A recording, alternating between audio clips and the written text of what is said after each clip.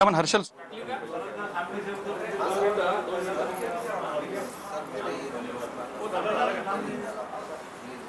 बहुजन आघाडी संदर्भातले आता भविष्यातले जे काही निर्णय असतील ते आज जाहीर करणार आहेत प्रकाश आंबेडकर। त्यांच्या पत्रकार परिषदेचं आज आयोजन करण्यात आले। काल त्यांनी अंतरवाली सराटीमध्ये जाऊन जरांगे पाटील यांची देखील भेट घेतलेली होती आणि या सगळ्या संदर्भात आपण सविस्तर पत्रकार परिषदेतून बोलणार आहोत असं त्यांनी जाहीर केलं होतं। आणि आज आपण बघतो आता पत्रकार परिषदेला त्यांच्या सुरुवात होते। प्लीज आता थांबा जरा।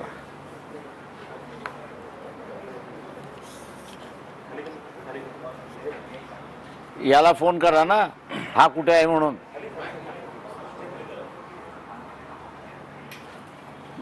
गेलाय कोण गाडी घेऊन? तो नॉर्मल रस्त्याने गेला, समृद्धीने गेला। कुठं आहे विचारा पहिल्यांदा। त्याला भागात स्थानिक प्रश्नांवर आपण लढू शकतो। स्थानिक लोक जे नेहमीचे ओळखीचे लोक आहेत त्यांच्याबरोबर राहून आपण ती निवडणूक लढतो। परंतु लोकसभेची निवडणूक ही 6 मतदारसंघाची असल्यामुळे ते आव्हान मोठंच आहे। एकूणच असं पण चित्र आहे की नाशिकमध्ये आपल्या समोर महायुतीकडून छगन भुजबळांसारख्या नेत्याला उमेदवारी दिली जाऊ शकते। किती परिणाम जाणवतोय, किती मोठं आव्हान वाटतंय भुजबळांचं?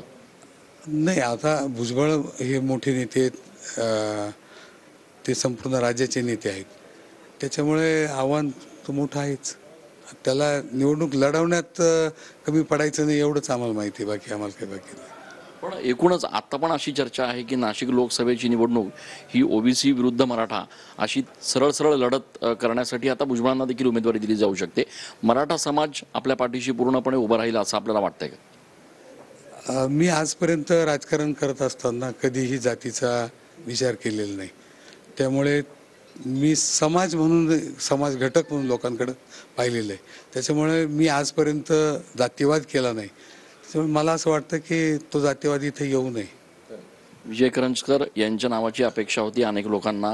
उद्धव ठाकरे असतील, संजय राऊत साहेब असतील, यांनी अनेकदा त्यांचा उल्लेख देखील भावी खासदार म्हणून केला होता।